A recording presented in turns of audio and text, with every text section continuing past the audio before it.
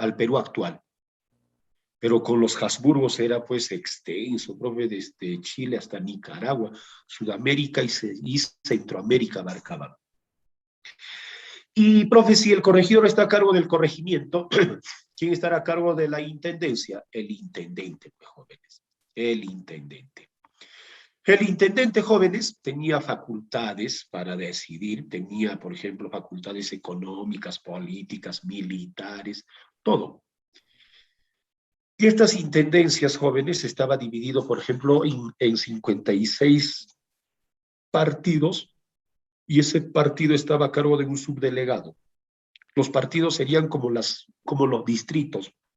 Profe, si hay 56 partidos y cada partido está a cargo de un subdelegado, entonces habrá 56 subdelegados. También en algunos textos aparece que las intendencias estaban divididas en 56 subdelegaciones. Es lo mismo. El nombre de subdelegaciones viene de la autoridad que es el subdelegado. Partido es lo correcto. El Perú tenía 7 intendencias: Trujillo, Lima, Arequipa, Cusco, Huamanga, Huancavelica y Tarma. Pero después, profe, vamos a tener 8.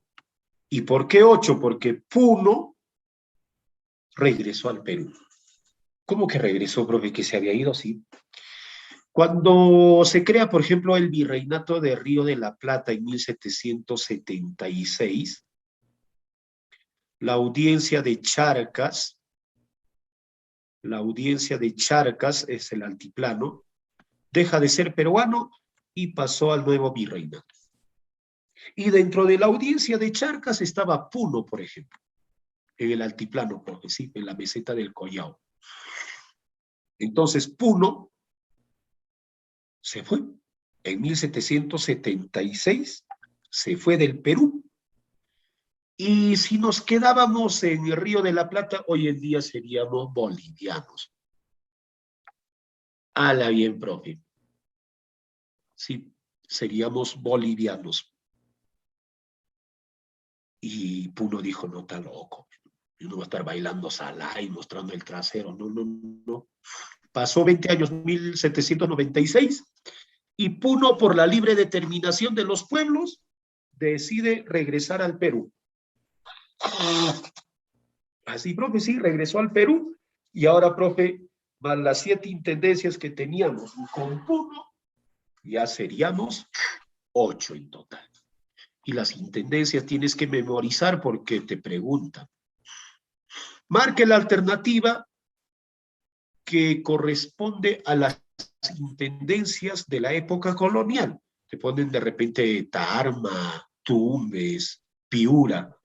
Tarma sí es Tumbes y Piura no es. De repente te ponen Tacna, Arequipa, Cusco. Arequipa, Cusco sí es, pero Tacna no. Te ponen de repente Lima, Trujillo, Tarma. Así, profe, Lima, Trujillo, Tarma, sí está. Entonces, las 8 intendencias tiene que saber de memoria. Después tenemos los cabildos o ayuntamientos, jóvenes. Ayuntamientos son los gobiernos de las ciudades. Habla bien, profe, sí. Gobiernos de las ciudades. Se encargaban, por ejemplo, de las poblaciones urbanas. Urbana quiere decir ciudad. Y estaba formado por 2 alcaldes y 7 regidores. Habla bien, profe. 2 alcaldes, 7 regidores, sí. Y me elegían para ser alcalde, no comprabas el cargo de alcalde. Yo quiero ser alcalde del Cabildo de Puno, ya compra tu cargo. Profe, yo quiero ser alcalde del Cabildo de Juliaca, ya compra tu cargo. El cabildo más caro era el de Lima. Habla bien, profe, ¿sí? Y hoy en día, ¿tenemos o no tenemos alcaldes?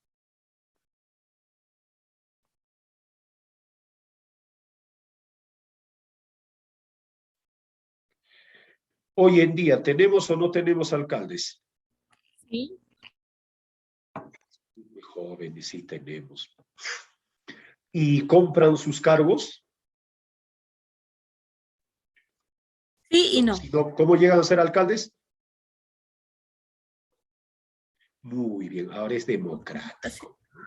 ¿Y cuál es la edad mínima para ser alcalde? A ver, Para ser presidente del Perú es 35. Para ser congresista es 25. Y para ser alcalde,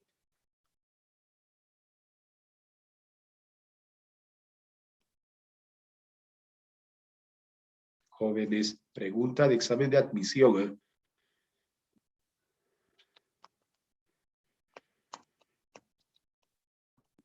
¿25 años, profe? ¿Cuánto? 25. 25, no.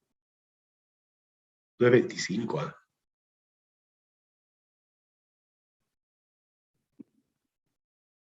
26. Tampoco. Ya, tarea, cívica. Cívica eso. Listo, profe. Hoy en día tenemos alcaldes. ¿En qué instituciones encontramos alcaldes hoy en día? ¿En el Congreso? En los distritos también. Hay alcaldes distritales. ¿Cómo se llaman vuestros lugares? Esa institución donde está el alcalde, el regidor. Por ejemplo, ¿quieres hablar con el alcalde? No lo vas a citar a la cantina. No decir, a ver, alcalde, ven a la tienda de la esquina, ahí conversamos, ¿no? ¿A dónde vas? Al municipio. Al municipio, claro. ¿Realidad? Hoy en día llamado municipios. Pregunta de examen de admisión. Institución colonial que existe hasta nuestros días. Con el nombre de municipios, los cabildos. Si no hay cabildos, marcarás pues, ayuntamientos, ¿no? Entonces, jóvenes, hoy en día no tenemos corregidor, no tenemos intendente, mucho menos virrey, ni rey, profe, pero los cabildos sí, sí existen. Se llaman municipios. O sea, profe, todavía quedan esos cargos de alcaldes y regidores. ¿Qué más, profe? Cobraban sus arbitrios, es decir, sus impuestos para disponer de su propia economía, su renta, ¿no? Ya cobramos arbitrios. Y el cabildo podía enviar, por ejemplo, un representante, un funcionario a la corte. ¿Y cómo se llama, profe, el funcionario que va a representar al cabildo en la corte? El delegado.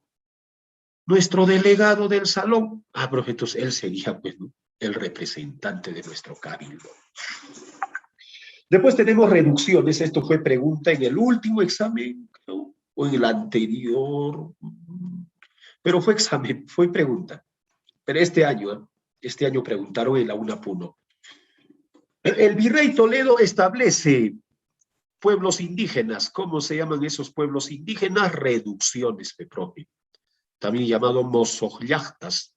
Yacta es pueblo y mozoj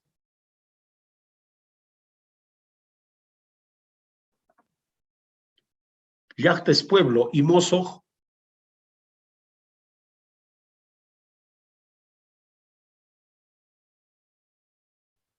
¿Nuevo? nuevo. Pueblos nuevos, profe. Mozoyacta, pueblos nuevos. Entonces, estos pueblos de indígenas no tenían que superar las 200 familias, eran agrupaciones. El virrey Toledo los ha agrupado ya, empadronados, para que nadie se escape de la mita minera y tampoco para que nadie evada los impuestos llamados tributo. Si están empadronados, ya se sabe. A ver, en el mes de octubre, ¿cuántos indios van a cumplir 18 años? 5. Ya muy bien, esos 5 tienen que ir a la mita. Llega octubre y solo hay 4. ¿Qué pasó? Se escapó uno. Si tú hacías escapar a tu hijo o a tu hermano, tú pagabas con tu vida. Te torturaban. Los caballeros, profe, prefiero no escapar para que no maten a mi padre o a mis hermanos. Así era el abuso, jóvenes. Así era el abuso de los españoles ante los indígenas, ¿no? Por eso es que, por ejemplo, cuando Pedro Castillo en el discurso del 28 de julio narró la historia del Perú, de la época colonial, el abuso español, y los españoles se han ofendido. Hay un fujimorista que mandó una carta pidiendo disculpas al rey de España. Profe, ya no sea malo, o sea, no vamos a contar mentiras, no le va a decir, a ver, el virrey Toledo era buenito, este es el virrey más bueno, los trataba con cariño a los indígenas y les ha dado caramelitos para que se junten y jueguen pelota ahí de repente, para que estén divirtiéndose en 200 familias, y les pagaba bien para ir a la mitad, ¿no? Trabajaban con toda la seguridad y es más, trabajaban un tiempo determinado y se regresaban a su tierra en pago y los indígenas llegaron a ser millonarios. Eso no voy a hablar, porque eso nunca pasó. Entonces, la historia a veces ofende a los países europeos. Y hay peruanos que también se ofenden por decir sea la verdadera historia, ¿no? Cuando a veces yo digo que José Gabriel Condorcanqui Túpac Amaru II no se rebeló para defender a su pueblo, sino defendiendo sus intereses económicos, casi me linchan. Entonces, jóvenes, el virrey Toledo es el virrey más abusivo, profe, es el más explotador. ¿Para qué los juntó a los indígenas? Para captar mitayos. ¿Quiénes son mitayos? Mitayos son, jóvenes, los trabajadores en la mita. Más que toda la mita minera, iban los varones a partir de los 18 años. Las mujeres indígenas eran explotadas en la mita obrajera, talleres textiles. Los niños indígenas también eran explotados en los talleres textiles. O sea, profe, seas varón, mujer, niño, no te salvas. Si eres indígena, ya chambear. Explotación. También facilitaba el proceso de evangelización. Acá, por ejemplo, vemos algunos curitas convirtiendo al cristianismo a los indígenas. Cuando no estaban agrupados en reducciones, los indígenas vivían muy dispersos. Entonces el cura tiene que ir, pues, de cerro a cerro. Para cobrar tributo también, profe, hay que estar caminando de cerro a cerro y otros se escapaban, no encontrabas a nadie. Toledo dijo, no, estos indios se pasan de vivos, ¿saben qué? Se agrupan, se empadronan, que controlarlos como a los animales. Por ejemplo, si tú, por ejemplo, tienes tus animalitos, no los vas a ya botar por ahí. Tienes que estar contando si está completo, ¿no? Cada tarde lo recoges, profe, lo encierro en su cancho y cuento. Y si falta alguien, voy a buscar. Solo que acá, si faltaba alguien, no iban a buscar, sino torturaban a su familia. Es más, en la plaza, te sacaban a la media plaza y ahí te torturaban hasta matarte. Y la gente se pregunta, ahora, ¿qué ha hecho? ¿Por qué lo están matando así? Es que ha dejado escapar a su hijo de 18 años. Ya, caballeros, ¿quién se va a escapar, profe? Pregunta de examen de admisión, ¿eh? ¿Quién crea las reducciones? Pueblos indígenas. El virrey Toledo. El virrey Francisco de Toledo. Por eso es que a Toledo se le recuerda como el organizador del virreinato. Toledo, por ejemplo, viajó desde Jauja hasta Cusco, recorrió el virreinato del Perú. Y cuando estaba en Cusco, Toledo, por ejemplo, ejecutó a Túpac Amaru I, no a José Gabriela, no al que lo descuartizan, sino a Túpac Amaru I en 1572. En 1572, el último inca de Vilcabamba, Túpac Amaru I, se había rebelado y ¿qué hace Toledo? Profe, le cortó el cuello, lo decapitó. Las visitas toledanas se llaman eso. Sociedad colonial, profe, si hoy en día somos clasistas y racistas, en la época colonial eran peor, profe. Fue clasista porque se fijan en el poder económico. A ver, ¿cuánto tienes para pertenecer a una clase social? No tienes nada, ya serás del pueblo. Y eran racistas. ¿Por qué decimos que eran racistas? Porque se fijaban en el color de la piel. O sea, profe, si un indígena de repente tiene bastante oro y plata, nunca se va a igualar al español. El español, por más pobre que sea, no tiene nada, profe, duerme en la calle, siempre va a ser considerado superior al indígena. El indígena, profe, tiene oro, plata como cancha. Por su color de piel, nunca se va a igualar, mucho menos superar al español. O sea, profe, el blanco siempre va a ser superior, por más que no tenga nada. Superior al negro, al indígena, al mestizo. No olvidar este racista por su color de piel.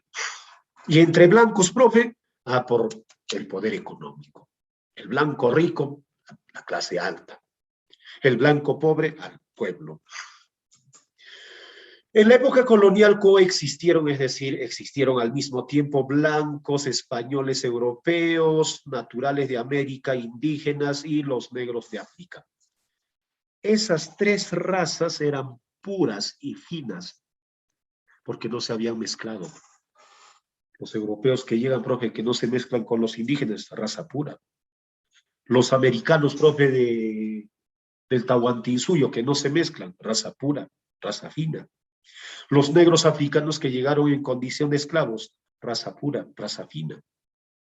Pero, profe, esas tres razas no van a mantener la pureza, no, se van a mezclar. Los españoles fueron llamados peninsulares o chapetones, peninsulares porque España está en la península ibérica, por eso lo llamaban peninsulares. Chapetones porque arrastraban la Z, por ejemplo, al momento de hablar. Entonces, por eso lo llaman chapetones. República de Españoles Jóvenes estaba conformado por los peninsulares, ya saben quiénes son los peninsulares, los españoles puros, y los criollos. ¿Quiénes son los criollos? Profe, los criollos son los hijos de los españoles nacidos en América. Así, profe, sí. De repente tenemos acá la profesora Carito, el profe Orlando, hacen el jujuy, y de repente nace el profe Limache. Entonces, el profe Limache no nació en España, entonces no va a ser peninsular, es un americano, pero de padres españoles. Profe, hablamos del criollo. Ahí hablamos del criollo. ¿Qué más, profe? Estos españoles acaparan todos los cargos políticos, virrey, oidor, corregidor, intendente, hasta alcalde tiene que ser español, profe. Entonces los peninsulares acaparan todo desplazando a los criollos. República de indígenas, profe, república de americanos. Aquí tenemos a los indígenas nobles y a los indígenas del común. ¿A quiénes se les llamará indígenas del común? A ver, pequeñitos los escucho. Indígenas del común.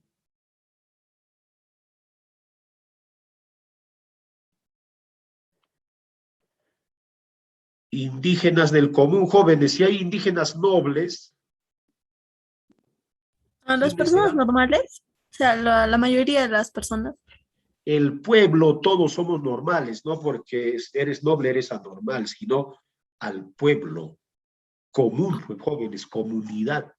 Los que vivían en los ayllus, profe, aquellos indígenas que vivían en los ayllus, ellos conforman el indígena del común, los jaturunas del Tahuantinsuyo.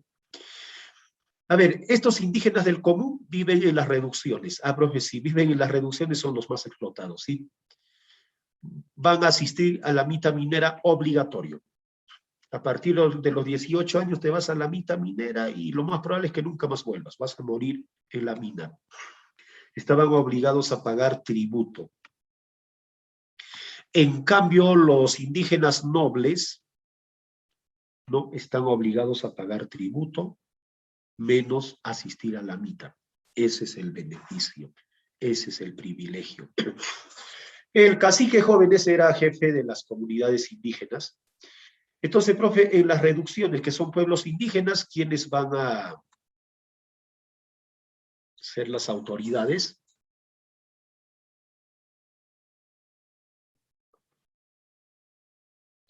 Jóvenes, el cacique. El Barayoc, profe, el Barayoc era el gobernador y administrador de pueblos indígenas. Las castas que surgen producto de la mezcla de razas se llama el mestizaje biológico. Ya primero tenemos a los españoles nacidos en América, el criollo. O sea, los hijos de los españoles que nacieron en América, el criollo. Después tenemos al indígena, más blanco. Mayormente el varón era español y la mujer era indígena, mestizo. Muchas mujeres jóvenes, muchas mujeres indígenas prefieren embarazarse del español. ¿Por qué, profe? Para que su hijo nazca como mestizo y no vaya a la mitad. Porque si la mujer va a tener un hijo con otro indígena, su hijo está obligado a asistir a la mitad cuando cumpla 18 años. Entonces, por eso, jóvenes, las mujeres indígenas prefieren tener hijos con los españoles para que su hijo siempre esté a su lado, para que no muera en las minas. El cholo es el mestizo más indígena. El mulato, jóvenes, es el blanco más negrita. Mayormente también el varón era blanco y la mujer era negrita. ¿Y qué pasa, profe, si una mujer española tiene hijos con un indígena o con un negro? Eso era un escándalo social. Es más, a la mujer ya lo discriminaban de por vida. O sea, la mujer estaba privada. El varón, sí. Es más, no, el español se compraba esclavas negras. De repente han llegado de África nuevos esclavos, el español va a ver, quiero comprar 2 esclavos para que trabajen mis tierras, y de repente ve 2 negritas muy guapetonas, profe, jovencitas. Entonces el español dice, me lo compro. Y su mujer tiene que aceptar, porque el varón era el que mandaba. El sambo era el negro, era del cruce de negro más indígena. Era como la mezcla prohibida. ¿Por qué, profe? Porque se supone que el indígena es considerado pues, una bestia. El negro también es considerado una bestia, un animal. Pero entre animales se han cruzado la mezcla prohibida del sambo. Aunque negros e indígenas no se llevaban tan bien que digamos, ¿eh? Negros e indígenas se odiaban. Los esclavos negros jóvenes llegaron desde África en condición de esclavos. El lugar de comercialización se llamaba asiento. Y para traer esclavos tienes que firmar un contrato. O sea, no es que, profe, entonces yo voy a África, capturo negritos y lo traigo y los vendo. No, no. Tienes que tener una autorización, un contrato de importación de esclavos. ¿Y cómo se llamaba, profe, el contrato de importación de esclavos? Asiento. ¿Qué cosa es el asiento? Es el lugar de comercialización y el contrato para importar esclavos. Cuando compras tus esclavos, profe, los negritos se parecen mucho entre ellos, ¿sí? ¿Cómo diferenciarlos? Entonces tienes que marcarlo. A eso se llama derecho de carimbado. El derecho de carimbado es el proceso de marcación. El proceso de marcación. ¿Y cómo lo marco, profe? Como a las vacas y los caballos, con un fierro incandescente. O sea, profe, agarro el fierro, lo caliento a rojo vivo, en el hombro, en el cuello o en el tobillo, ¿sí? Como en los animales se marcaba. Un negro recién llegado se llama bozal. ¿Por qué se llama bozal, profe? Porque los labios lo tienen demasiado grueso, bozal. Y era considerado como un esclavo ignorante porque no habla español. Claro que va a hablar, profe, hablará su idioma nativo. Pero después el esclavo de repente va a ser educado por su dueña, que aprendió a hablar español y ya es culto, el esclavo educado, ladino. Después tenemos al esclavo anciano, el costal de hueso. Después tenemos al esclavo joven y fuerte, alma en boca o boca llena. Cuando tú ibas a comprar esclavos, ¿en qué te fijarías a ver si es fuerte, joven? Ya si es joven, de repente, profe, ya viendo su aspecto físico. Pero si es si es fuerte o no. Por ejemplo, cuando compran caballos así, ¿en qué se fijan? ¿Alguna vez han visto o no? ¿En qué se fijan? ¿Verdad? En las pezuñas y en los dientes. Aunque En los también creo que miran la espalda, no sé, medio. Claro, a las pezuñas, pero al esclavo no le vas a mirar su pezuña, pero le miras los dientes. Por eso se llama alma en boca. Ah, ya, es por eso, profe, sí. Había esclavos que se vestían como